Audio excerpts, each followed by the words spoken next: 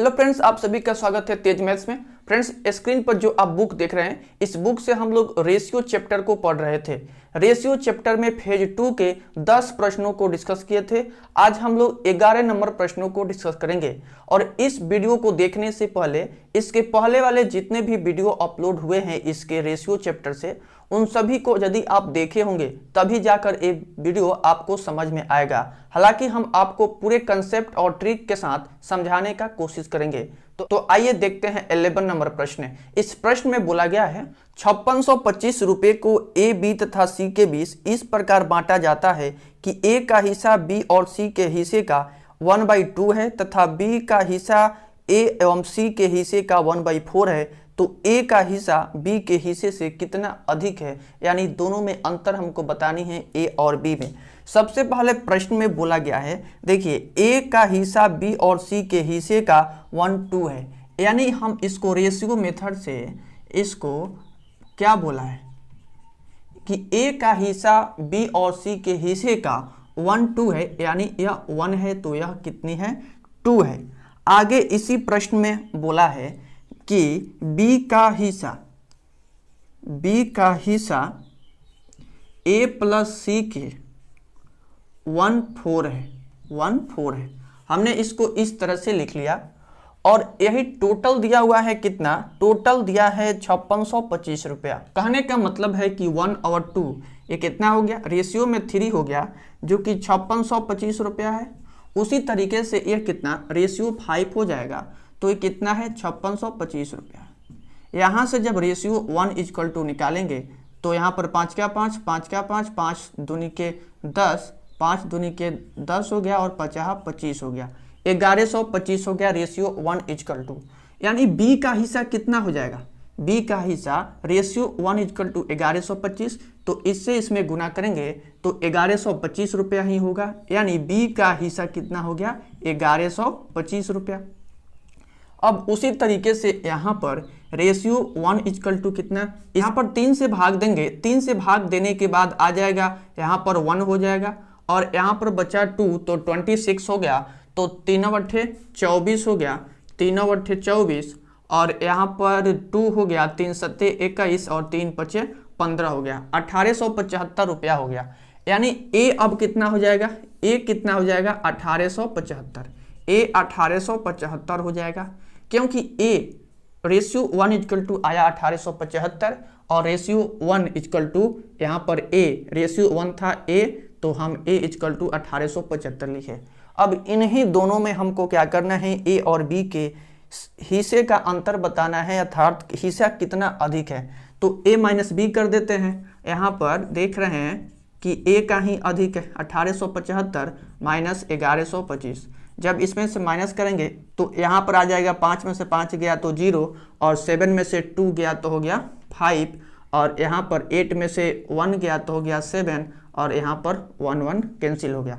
यहाँ पर 750 रुपया आया। यही हमसे पूछा गया है कि दोनों में ए का हिस्सा बी के हिस्से से कितना अधिक है। तो ए का हिस्सा जो है 750 रुपया अधिक है, ए का हिस्सा 750 रुपया अधिक है, क्योंकि यहाँ पर भी ए का हिस्सा इतना आया था और यहाँ पर बी का हिस्सा इतना आया था। तो हम देख रहे थे कि ए का हिस्सा और बी के हिस्से में ए का ही हिस्सा अधिक है, इसलिए यहाँ पर भी आ गया 750 रुपया। यही हमारा आंसर है। किसका हिस्सा अधिक है, तो ए का हिस्सा अधिक है। नेक्स्ट प्रश्न 12 नंबर। नेक्स्ट प्रश्न में बोला गया है, किसी फैक्ट्री में काम करने वाले आदमी, औरत एवं बच्चा की संख्या का रेशियो दिया हुआ है। किसका किसका रेशियो दिया है, आदमी यानी मैन का दिया है, फिर दिया है वोमेन का और फिर बच्चे का दिया है। रेशियो दिया है 8, 5 और 1। यह क्या चीज का रेशियो है, यह संख्या का रेशियो है। और उनकी मजदूरी का, कुल मजदूरी का भी रेशियो दिया हुआ है। कुल मजदूरी का रेशियो दिया हुआ है 5, 2 और 3। हमको यहाँ से टोटल मजदूरी निकालना होगा कि जब एक व्यक्ति की, मतलब मैनों की मजदूरी इतना है, संख्या में और मजदूरी में गुना करेंगे तो हमारा निकालेगा कुल मजदूरी। टोटल व्यक्ति की मजदूरी निकल जाएगा। तो ये 8 × 40, 5 दूनी के 10 और यहाँ पर 3, यही जो टोटल रुपया है 318 रुपया है। प्रत्येक दिन की कुल मजदूरी कितनी है, 318 रुपया है। इन सबको ऐड करते हैं तो ऐड करने के बाद आ जाएगा 53 इक्वल टू कितना है, 318। यहाँ पर रेशियो 53 हो गया और यहाँ पर रेशियो 1 इक्वल टू निकालेंगे तो 6 आ जाएगा, क्योंकि 36 18 और 36 और 1 31 इतना आ गया।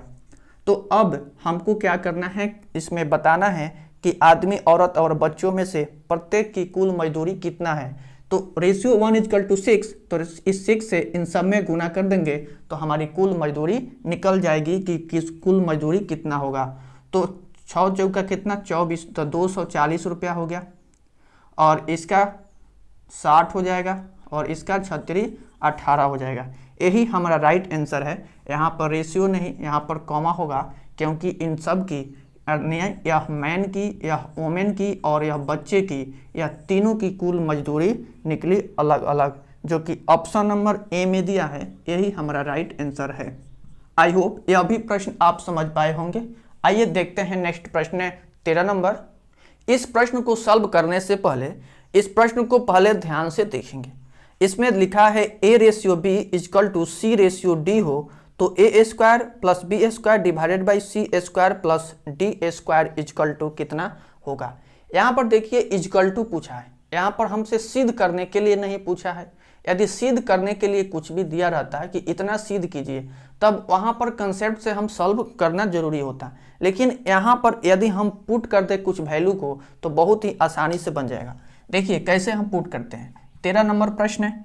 प्रश्न में a ratio b equal to c और d, यानी a दोनों जितना है उतना ही यह दोनों है, तभी तो बराबर का चिन्ह है। हम यदि यहाँ पर इसको मान लें कि यह 1 है और यह 2 है, तो 1 और 2 माने हैं तो इसको भी उतना ही होना चाहिए। लेकिन देखिए यहाँ पर इसका रूप अलग है और इसका रूप अलग है, तो यहाँ पर भी हम अलग रूप में कुछ लिखते हैं, जैसे 3 6 लिख लेते हैं। तो 3 दूनी के 6, फिर कितना 1 2 हो जाएगा, इसके बराबर ही हो जाएगा। तो हमने यहाँ पर इतना तो लिख लिया। अब इसी वैल्यू को जो है इसमें हम पुट कर देंगे। पुट कर कर देखते हैं कि कितना आता है। कितना कितना दिया है, a स्क्वायर दिया है प्लस b स्क्वायर दिया है divided by c square plus d square दिया है। a स्क्वायर कितना है तो 1 है, b स्क्वायर तो 2 दूनी के 4 हो जाएगा, c स्क्वायर 9 हो जाएगा, d स्क्वायर 36 हो जाएगा। इसको हम ऐड करते हैं तो यहाँ पर 5 हो गया, यहाँ पर 45 हो गया, यहाँ पर 5 9 45, यहाँ पर 1/9 हुआ। अब हमको जो ऑप्शन में दिया है इसमें से किसी में भी वैल्यू रख करके हमको 1/9 यदि आ जाता है तो वही हमारा आंसर हो जाएगा। तो हम देखते हैं यहाँ पर 1 नंबर तो होगा नहीं, b number a plus b है, a प्लस b है, c प्लस d है। यहाँ पर भी 1/9 नहीं आ सकता है, c में भी नहीं आ सकता है, d में आ सकता है। कैसे, तो d नंबर ऑप्शन देखिए, A B divided by C D. a कितना है 1 है, b 2 है, c कितना है 3 है और d 6 है। यहाँ पर देखिए 2 से कट जाएगा, 2 3 6 और यहाँ पर 1/9 आ गया। 2 3 6 कट गया और 3 3 के 9 हो गया, 1/9 है, दोनों बराबर आ गया। इसका मतलब है कि हमने जो वैल्यू पुट किया था और पुट करना हमारा बिल्कुल सही था। तो यहाँ पर डी हमारा राइट आंसर हो जाएगा। इस तरह के प्रश्न यदि आते हैं तो पहले इस तरह के कंसेप्ट लगाकर देख लेना चाहिए कि सॉल्व होता है कि नहीं तो इसका जो बाकी का लॉन्ग मेथड होता है वह भी अगले प्रश्न में हम देखेंगे। नेक्स्ट प्रश्न है 14 नंबर। इस प्रश्न में बोला गया है कि यदि ए बी सी डी आपस में समानुपाती है। समानुपाती कहने का मतलब है कि यह जो है ए बी और समानुपात में है सी और डी के, यानी इसका मतलब a plus B equal to C और d है, c रेशियो d है। तो उसी तरह के प्रश्न है जिस तरह का 13 नंबर प्रश्नों को सॉल्व किए हैं। यहाँ पर भी उसी तरीके से 1 2 और यहाँ पर 3 और 6 मानते हैं अपने तरफ से और उसी वैल्यू को इसमें पुट करते हैं। a माइनस बी दिया है और a माइनस सी दिया है डिवाइडेड बाई a दिया है। तो इसमें a माइनस बी यानी 1 माइनस 2, यहाँ पर 1 माइनस सी कितना है 3 और यहाँ पर a कितना है 1 है तो बट्टे में 1 करते हैं। यहाँ पर -1 आएगा गुने -2 डिवाइडेड बाई 1, यहाँ पर माइनस माइनस प्लस हो जाएगा तो कितना आ गया, 2 आ गया। अब देखते हैं कि किस में रखने के बाद 2 आएगा। इसी वैल्यू को हम किस में रखेंगे कि 2 आएगा। तो सबसे पहले के नंबर से चेक करते हैं, तो क्या पहले के नंबर में हो सकता है? पहले नंबर में a plus C plus D, a plus C plus D 3 नहीं हो सकता है, 2 आना चाहिए, अर्थात हमें -1 को लेना पड़ेगा तभी जा करके आ सकता है। a प्लस डी करते हैं, a और d करते हैं, a प्लस डी तो 7 हो गया, माइनस b करते हैं, 7 में से 5 हो गया, माइनस c करते हैं तो 2 आ गया कि नहीं। तो यही हमारा आंसर हो जाएगा। ऑप्शन नंबर कौन होगा? Option number B. ये कैसे b होगा? तो a plus D b minus c होगा। a कितना था? 1 था, d कितना था? 6 था, और यहाँ पर माइनस है, b कितना था? 2 था, c कितना? 3 था। इसको माइनस करेंगे तो आएगा 2। तो यही हमारा आंसर हो गया, ऑप्शन नंबर बी हमारा। देखते हैं नेक्स्ट प्रश्न है 15 नंबर। 15 नंबर प्रश्न भी इसी तरह का प्रश्न है, इसको खुद से सॉल्व करने का कोशिश करें। 15 नंबर प्रश्न में बोला गया है कि मान लें कि A B C D E F 6 विभिन्न धनात्मक वास्तविक संख्याएं हैं और इसमें A ratio B equal to C और D equal to E F दिया है, जो कि 2 और 3 के बराबर है। तो इस प्रश्न में कहने का मतलब है कि a अनुपात b कितना? 2 3 है, c और d अनुपात में है तो a कितना है? 2 3 है। अर्थात यहाँ पर देखने में अलग अलग है लेकिन सबकी वैल्यू कितना है? 2 3 ही है। तो हम इसको 4 और 6 कर लें, 4 और 6 कर लें तभी यहाँ पर 2 3 आ जाएगा। यहाँ पर 8 और इसको 12 कर लें तब भी हो जाएगा। और यहाँ पर कितना करें? यहाँ पर 10 और 15 करते हैं, क्योंकि 5 दूनी के 10, 5 3 15, फिर एक कट करके 2 3 ही हो जाएगा। तो 2 3 के बराबर हमने इसको सबको कर लिया है, क्योंकि 2 3 के अनुपात में ही यहाँ पर दिया हुआ था। तो आगे इस प्रश्न में जो दिया है कि 3e-4 डिवाइडेड बाई 3f-6, यहाँ पर 3e कितना है? e का वैल्यू कितना है? 10 है और -4 है, डिवाइडेड बाई 3f कितना है? 15 है, -6 है। इसको करते हैं तो यहाँ पर 30 हो गया, 30 में से 4 गया तो 26, यहाँ पर 5 3 आई, 15 3 आई 45, 45 में से 6 गया तो हो गया 39। यहाँ पर 13 दूनी 26 और 33 39, इसका कितना आ रहा है? 2 और 3 आ रहा है। अब हमें ऑप्शन में देखना होगा कि किस में पुट करें कि 2 3 आए, यानी इन सारे वैल्यू को किस में पुट करें, किस ऑप्शन में, तो इतना 2 3 आएगा। तो हम पहले इसमें पुट करके देख चुके हैं कि सी में ही सिर्फ आ रहा है, इसलिए सी में आप भी पुट करके देख सकते हैं। हम आपके सामने भी रख दे रहे हैं। ए कितना है? 4 है, सी कितना है? 8 है, प्लस 2 है, डिवाइडेड बाई यहाँ पर 3, बी कितनी है? 6 है, प्लस 4 कितनी है? डी कितनी है? 12 है, प्लस 3 है। इन सबको करते हैं तो 4 3 के 12 हो गया, 4 3 12, यहाँ पर 8 चौका 32 प्लस 2, डिवाइडेड बाई यहाँ पर 36 18 हो गया, प्लस 12 चौक 48 हो गया, प्लस 3 हो गया। इन सबको ऐड करते हैं, ऐड करके देखते हैं कि कितना आता है।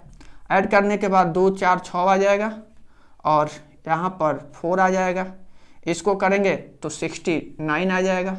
तो अब एक कटेगा कितना से? हम देखते हैं कि 23 से कट जाएगा, 23 दूनी के 46, 23 3 69, तो 2/3 आ गया। यानी जितना आया था इतने प्रश्न में दिया हुआ था तो उसको मैं पुट किए थे तो 2/3 आया था, ऑप्शन में भी पुट किए तो 2/3 आया, दोनों सेम आया। तो इसलिए हमारा यही ऑप्शन नंबर सही है, ऑप्शन नंबर सी हमारा राइट आंसर है। ये क्वेश्चंस में आप एक बात ध्यान दिए होंगे कि इस प्रश्न में बोला गया था कि कभी भी किस व्यंजक के बराबर नहीं हो सकता है, लेकिन हमने क्या निकाला है कि हो सकता है। तो इस प्रश्न से जो नहीं दिया हुआ है उस नहीं को हटा देंगे, क्योंकि बाकी सारे ऑप्शन में जब आप इसको रखेंगे तो रखने के बाद में 2/3 किसी में नहीं आएगा, सिर्फ इसी में आ रहा है। तो इसका मतलब क्या है कि यह हो सकता है तभी तो यह दिया हुआ है, नहीं तो नहीं हो सकता। तो सब में आता 2/3, लेकिन नहीं आ रहा है। आप रख करके देख भी सकते हैं। आप अपने तरफ से इन सारे वैल्यू को रख करके ऑप्शन में रख करके देखेंगे कि इसमें 2/3 आ रहा है। तो यदि 2/3 इसमें आया तो ये हमारा राइट आंसर होगा। अर्थात कहने का मतलब है कि उसमें से जो नहीं शब्द है उस नहीं को हटा देंगे। आइए देखते हैं नेक्स्ट प्रश्न 16 नंबर। 16 नंबर प्रश्न भी काफी इंपॉर्टेंट है और इस तरह के प्रश्न एग्जाम्स में भी पूछे जाते हैं। ए सी के समानुपाती है एवं बी सी के समानुपाती है तो निम्नलिखित में से कौन सा कथन गलत है। इसमें गलत कथन बताना है। इस प्रश्न में ए सी के जब समानुपाती है यानी ए समानुपाती है किसके, सी के, और बी भी समानुपाती है किसके, तो सी के समानुपाती है। हम इसको ए समानुपात को हटाकर कांस्टेंट K1 लगाते हैं, यहाँ पर समानुपात को हटाकर कांस्टेंट K2 को करते हैं। इतना कर लिए। प्रश्न में a प्लस बी क्या समानुपाती है सी का, तो a प्लस बी जो ऑप्शन दिया है, हम ऑप्शन में चले गए हैं, ऑप्शन से देख रहे हैं कि कौन जो है कथन गलत चुनना है। इन कथनों में से गलत कथन को देखना है। तो जिसमें समानुपाती आएगा वो तो सही होगा, और a प्लस बी के बराबर जिसमें समानुपाती सी आएगा वो तो सही होगा, बाकी सारे गलत होंगे।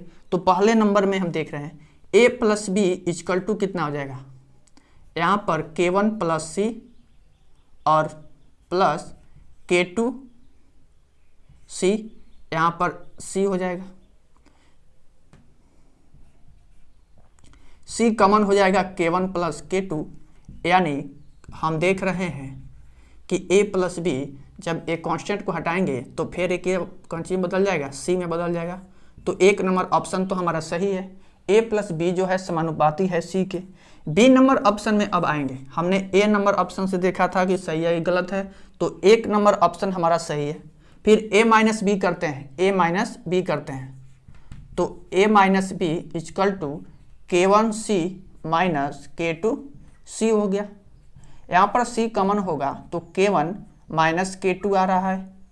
तो क्या a माइनस बी जो है वो तो इसको हटाएंगे तो समानुपाती आ रही है सी के, समानुपाती आ रही है, लेकिन यहाँ पर समानुपाती यहाँ पर 1/c लिखा है, तो 1/c किसी भी कंडीशन में नहीं हो सकता है, क्योंकि इसको बटे में हम लाएंगे कैसे। तो ये जो ऑप्शन हमारा दिया हुआ है बी, यही हमारा ऑप्शन गलत है। तो यही हमारा राइट आंसर हो गया, क्योंकि इसमें गलत कथन ही चुनना था, इसी के कारण हमारा बी आंसर हुआ। आई होप यह प्रश्न आप समझ गए होंगे। यदि समझने में दिक्कत हो तो हम बार बार बोलते हैं, आप कमेंट बॉक्स में हमें अवश्य ही बताइएगा, हम आपकी प्रॉब्लम सॉल्व करने का कोशिश करेंगे, या इस वीडियो को पीछे करके एक बार दोबारा से देखेंगे, तब भी आपकी डाउट क्लियर हो जाएगा। आइए देखते हैं नेक्स्ट प्रश्न 17 नंबर। इस प्रश्न में बोला गया है कि एक कक्षा के 2 भागों ए तथा बी में भाग बी के 10 छात्र भाग ए में स्थानांतरित हो जाते हैं, यानी ए से पहले बी में जा रहे हैं। सबसे पहले किस में थे,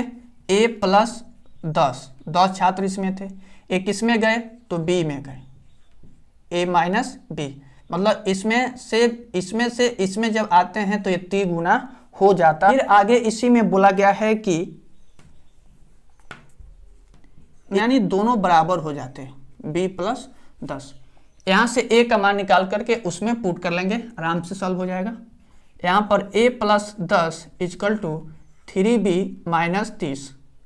यहाँ से a इक्वल टू कितना हो जाएगा, a इधर जाएगा तो जुट जाएगा, जुटने के बाद हो जाएगा कितना, तो देखिए माइनस 30 और a माइनस 10 हो जाएगा इक्वल टू 3b, सॉरी यहाँ पर प्लस 3b हो जाएगा। तो a इक्वल टू लिख सकते हैं 3b माइनस 40, इतना आ गया। यहाँ पर तो a का मान इतना आ गया। अब इसको सॉल्व करते हैं तो कितना हो जाएगा, a minus B equal to यहाँ पर 10 है और a इधर जाएगा तो कितना हो जाएगा, ये अभी प्लस 10 हो जाएगा। यहाँ पर a का वैल्यू पुट कर लेते हैं, a equal to 3b minus 40 और फिर माइनस बी हो जाएगा इक्वल टू ए 20 हो गया। अब 3b है और यहाँ पर तो कितना 2b हो जाएगा, b इक्वल टू 20 और प्लस 40। यहाँ पर b इक्वल टू 60/2 यानी b का मान तो हम 30 निकाल लिए। ए का मान में अब इसको पुट करेंगे, इस बी के वैल्यू को यहाँ पर पुट करेंगे क्योंकि ए की वैल्यू भी हमको निकालनी है।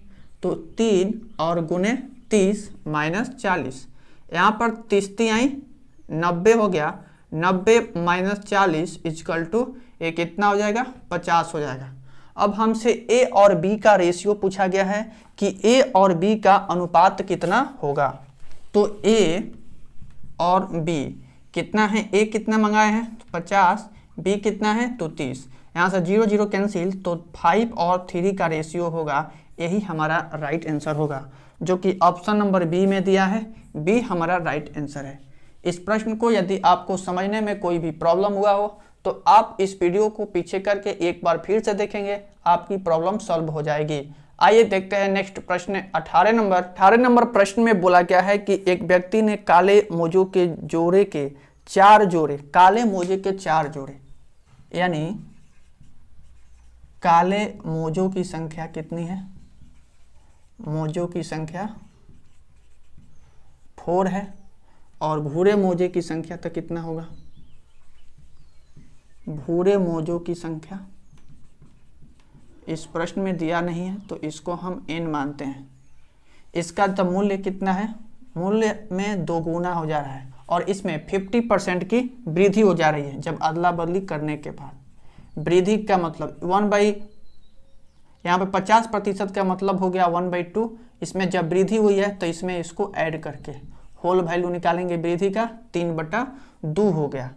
अब इसमें आगे सॉल्व करते हैं, इसको क्या करना है, संख्या और मूल्य में पहले गुना कर लेते हैं। तो कितना आ जाएगा 2x गुने 4 प्लस n और गुने x, ये कितना हो गया। अब यहाँ पर 2x बराबर गुने n प्लस 4 गुने x, ये कितना है 3/2, इसी में वृद्धि हो रही है, 3/2 यही हो रहा है, इसलिए इसमें हम 3/2 से गुना कर दिए। अब इसको हमें सॉल्व करना है। यहाँ पर ध्यान देंगे कि x से x 2x 2 गो x, इस x से भी x कैंसिल हो जाएगा। अब हम गुना कर लेते हैं तो 4 दूनी के 8 हो गया प्लस n हो गया, ये 3/2 इजकल टू 2n हो गया प्लस 4 हो गया। यहाँ से n का वैल्यू तो हम बहुत आसानी से निकाल लेंगे, ये 2 से इधर गुना कर देते हैं क्योंकि क्रॉस गुना जब हम करेंगे तो वैसे ही होगा, फिर इसके भी नीचे कुछ नहीं है तो 1 है, तो क्रॉस गुना ऐसे ही करेंगे। यहाँ पर 8 3 के 24 प्लस 3n इजकल टू 2 दूनी के 4n और फिर 4 दूनी के 8, यहाँ पर n है, इधर आएगा 24 माइनस 8 करते हैं, यहाँ पर 4n माइनस 3n कर लेते हैं। तो n इजकल टू कितना आ गया 16, n इजकल टू 16 आया, n का मान कितना आया हमारा 16 आया। लेकिन इस प्रश्न में हमसे सिर्फ n नहीं पूछा गया है, यानी मोजों की संख्या, किसकी संख्या, भूरे मोजों की संख्या तो निकल गया और काले मोजों की संख्या यहाँ पर 4x दिया हुआ है, तो ये कितना हो जाएगा सो देखेंगे। यहाँ पर ये 4 हो गया और कितना हो गया n हो गया, क्योंकि इन्हीं दोनों का रेशियो हमको बतानी है, काले मोजों की संख्या का और भूरे मोजों की संख्या का रेशियो बताना है। तो ये तो 4 दिया है और ये हमारा n हो गया, तो n कितना मंगाए हैं हम 16 लाए हैं, 16 4 चौका 16, तो 1 और 4 का अनुपात होगा।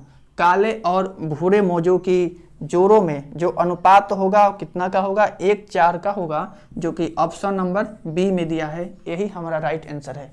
आइए देखते हैं नेक्स्ट प्रश्न 19 नंबर। 19 नंबर प्रश्न जो आप देख रहे हैं, यह प्रश्न हमारा मन है कि आपको पहले इसका कंसेप्ट बताएं फिर इसको ट्रिक से सॉल्व कराएं। तो आइए सबसे पहले इसको कंसेप्ट देखेंगे। कंसेप्ट थोड़ा सा लॉन्ग हो सकता है लेकिन इसका जो ट्रिक होता है सॉल्व करने का वो काफ़ी आसान होता है, तो हम दोनों की बात करेंगे। ट्रिक में किया गया है, इसी कंसेप्ट को सिर्फ शॉर्ट कर दिया गया है। तो सबसे पहले इसमें देखते हैं, जो दिया है राहुल, शेखर, विकास और अमित, इतना है 60 है, और बोला है कि राहुल बाकी लड़कों द्वारा दी गई राशि का आधा देता है, यानी राहुल जो रुपया देता है वह बाकी लड़कों कौन कौन, तो S plus B plus A का आधा देता है। उसी तरीके से आगे बोला है कि शेख जो है बाकी लड़कों द्वारा दी गई राशि का 1/3 देता है। शेख यानी S जो है 1/3 देता है किसका, बाकी लड़कों के द्वारा। फिर आगे बोला है कि विकास जो है बाकी लड़कों द्वारा दी गई राशि का 1/4 देता है। तो इसमें से विकास हट जाएगा, r प्लस एस प्लस ए हो जाएगा। इतना निकाल लिए हम यहाँ पर। अब हमको S plus B plus A equal to A plus S B और ए, इतना इजकल टू हम लिख सकते हैं 60 माइनस आर। इतना लिख सकते हैं ना, 60 माइनस आर लिख सकते हैं। तो इसके स्थान पर रखेंगे, जैसे इसको देखेंगे यहीं पर r इजकल टू कितना रख लेंगे 1/2, यहाँ पर 60 और माइनस r, यहाँ पर ये 2r हो जाएगा इजकल टू 60 माइनस r, यहाँ पर 3r equal to 60, r equal to 20, r equal to कितना हो गया तो 20 हो गया। उसी तरीके से यहाँ पर हम s निकाल लेंगे, इसी तरीके से हम s का मान निकाल लेंगे। तो s इजकल टू देखिए कितना निकल जाएगा, s इजकल टू 1/3 दिया है। यहाँ पर क्या हो जाएगा r भी और a है, r भी और a, तो s इजकल टू 60 माइनस हो जाएगा इतना, जैसे देखिए कितना, तो 60 माइनस s हो जाएगा, क्योंकि हमको निकालना था r भी और a। तो s बराबर 3s is equal to 60 minus s, इधर आएगा तो 4s equal to 60, s equal to एक कितना आ जाएगा तो 15 चौका 60, s का मान हमने 15 ला दिया। अब यहाँ पर RSA क्या हो जाएगा इतना निकालने के लिए, तो 60 माइनस भी हो जाएगा। तो v इजकल टू, अब इसका सॉल्व कर रहे हैं, तो v इजकल टू 1/4 और यहाँ पर 60 माइनस भी, तो v यहाँ पर 4v हो जाएगा इजकल टू 60 माइनस भी, यहाँ पर 4v plus v is equal to 60, तो 5v इजकल टू कितना हो जाएगा 60 हो जाएगा, v इजकल टू 12, यानी 12×5 = 60 हो गया। कितना हो गया तो 12×5 = 60 हो गया। यहाँ से हम s, r और v, r, s, v इन तीनों का मान निकाल लिया। इन तीनों के मान निकालने के बाद अब हम जोड़ करके अमित द्वारा दी गई राशि कितना है अमित का निकाल सकते हैं, यानी a का निकाल सकते हैं इसमें रख करके वैल्यू को। जैसे यहाँ पर r इजकल टू, यहाँ देखेंगे s plus v plus a equal to 60 दिया था, हमें अब कितना निकालना था अमित का निकालना था। तो अमित यहाँ पर है, अमित यहाँ पर है, r कितना है 20 है, s कितना है 15 है, v कितना है 12 है, तो a इजकल टू 60। इसको यहाँ पर अब जोड़ते हैं, तो जोड़ने के बाद हो जाएगा a इजकल टू कितना हो जाएगा, जोड़ने के बाद 20, 20 दूनी 40, 7 47 हो जाएगा, यहाँ पर 47 हुआ। तो इसी को हम लिख सकते हैं कि 60 माइनस 47, 60 माइनस 47 करेंगे तो आएगा कितना तो 13, तो a इजकल टू आ गया 13। तो यही 13 हमारा राइट आंसर हुआ। 13 कितने में दिया है, ऑप्शन नंबर बी में दिया है, बी हमारा यहाँ पर राइट आंसर है। ए तो हो गया, यहाँ पर आपको हमने क्या बताया, ये कंसेप्ट बताया। अब आइए देखते हैं कि इसका ट्रिक क्या हो सकता है, ट्रिक से कैसे सॉल्व करते हैं। आइए यहाँ पर लिखते हैं, यहाँ पर आपको समझाते हैं कि ट्रिक से इक्वेशंस कैसे सॉल्व होगा। सबसे पहले प्रश्न में राहुल, शेखर और अमित का 60 तो दिया है, राहुल बाकी लड़कों द्वारा दी गई राशि का आधा देता है। तो हमें करना क्या है कि r आधा देता है, यानी r plus 2r is equal to कितना करना है 60 करना है। तो यहाँ से 3r इजकल टू 60 बट्टे में 3, यहाँ से r के मान निकल जाएगा ना 20, r इजकल टू 20 आ जाएगा। उसी तरीके से s का भी निकालेंगे, s कितना है 3 है, 3 गुना दे रहा है 1/3, तो 3s हो जाएगा इजकल टू कितना 60। तो 4s इजकल टू, यहाँ 4s इजकल टू हो जाएगा 60, तो s इजकल टू कितना तो 15 हो जाएगा। उसी तरीके से आगे जो विकास का है तो v प्लस 4v हो जाएगा इजकल टू 60, और यहाँ पर 5v इजकल टू आ गया 60। यहाँ पर v का मान निकालेंगे तो 12 आ गया। यहाँ पर देखिए कितना जल्दी निकाल लिए, और यहाँ पर देखिए कितना करना पड़ा था, फिर v का मान निकाले थे, r का मान निकाले थे, s का मान निकाले थे। अब इतना निकालने के बाद अब डायरेक्ट यहाँ पर इस वैल्यू को अब ये काम करना होगा। इतना करने के बाद अब ये इस काम को करना होगा, तो ऑप्शन नंबर कितना बी आ जाएगा, बी हमारा राइट आंसर हो जाएगा। यहाँ पर समझ गए होंगे कि ट्रिक से कैसे सॉल्व करनी है और कंसेप्ट से कैसे सॉल्व करनी है। आपको एक कंफ्यूजन हो रहा होगा कि यहाँ पर 2r कहाँ से आ रहा है, तो 2r इसलिए आ रहा है क्योंकि आधा बोला है तो 1/2 बोला है, तो हमने उसको 2 से गुना करके 2r कर दिया है। 1/3 बोला था तो 3s कर दिया है, यहाँ पर 3s है। यहाँ पर थोड़ा देखने में प्रॉब्लम, मार्कर में थोड़ा प्रॉब्लम हो गया है। यहाँ पर 3s है और यहाँ पर s हो गया, तो यहाँ पर 4s हुआ है। उसी तरीके से 1/4 था तो 4 भी कर दिए हैं। इस तरह से सॉल्व कर सकते हैं ट्रिक से, या कंसेप्ट से आप इस तरीके से सॉल्व कर सकते हैं। आई होप यह प्रश्न आपको अवश्य समझ आया होगा। क्वेश्चंस थोड़ा लॉन्ग था, लेकिन हमने पूरे डिटेल में आपको समझाने का कोशिश किया है। आइए देखते हैं नेक्स्ट प्रश्न है 20 नंबर। इस प्रश्न में बोला गया है कि एक वृत्ताकार वलय का भार उसके त्रिज्या के वर्ग के समानुपाती है, जबकि मोटाई स्थिर है, तथा वलय का भार मोटाई का समानुपाती है। जबकि त्रिज्या स्थिर है यदि दो वृत्ताकार वलय की मोटाई 9/8 के अनुपात में है। यानी वेट कितना मानते हैं W1, क्योंकि 2 दिया है इतना, फिर W2 दूसरे त्रिज्या के, यहाँ पर W1 डिवाइडेड बाई W2। अब यहाँ से कांस्टेंट को हटाने के लिए हम एक K1 और K2 से पहले गुना कर लेते हैं, इसके बाद इसको लाते हैं। W1 हो गया इक्वल टू यहाँ पर K1 R², यहाँ पर W2 इसको भी गुना कर लेते हैं R²। यहाँ पर W1 divided by W2 equal to यहाँ पर K1 K2 R1² और R2²। एक कांस्टेंट को हटा देंगे, कांस्टेंट को हटाएंगे और कितना हो जाएगा, 9/8 में मोटाई है, ये 2 1 है और ये कितना है 9/8 है, त्रिज्या वैसे ही है। आगे हमको इसमें निकालना है R1² R2² जब हम करेंगे तो करने के बाद आ जाएगा 8 दूनी के 16 और यहाँ पर 9 हो जाएगा। स्क्वायर हटेगा तो उधर रूट चढ़ेगा, तो R1/R2 इक्वल टू रूट चढ़ेगा तो ये 4 हो जाएगा और 3 हो जाएगा। और यही हमसे पूछा गया है, यह कितना होगा 4 और 3 का रेशियो होगा, 4:3 का रेशियो होगा। यही हमारा राइट आंसर है जो कि ऑप्शन नंबर ए में दिया हुआ है।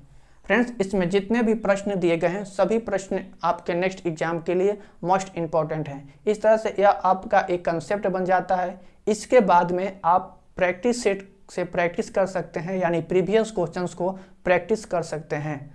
तो आई होप यह वीडियो आपको पसंद आई होगी, तो वीडियो को लाइक कर दें। चैनल पर पहली बार आए तो चैनल को सब्सक्राइब कर लें। और आगे वाले इसमें प्रश्न है 10, उसको अगले वीडियो में लेंगे, क्योंकि यह वीडियो काफ़ी लंबा हो जाएगा यदि सभी क्वेश्चंस को इसी में लेने का कोशिश करेंगे। तो आइए मिलते हैं फिर नेक्स्ट वीडियो में। और हाँ, चैनल को सब्सक्राइब अवश्य कीजिएगा और वीडियो को शेयर कीजिएगा, क्योंकि इस वीडियो को रिकॉर्ड करने एडिट करने में काफ़ी समय लग जाता है। फिर भी हम कोशिश करते हैं कि डेली एक वीडियो अपलोड करें। तो आइए मिलते हैं नेक्स्ट वीडियो में, तब तक के लिए बाय बाय, टेक केयर।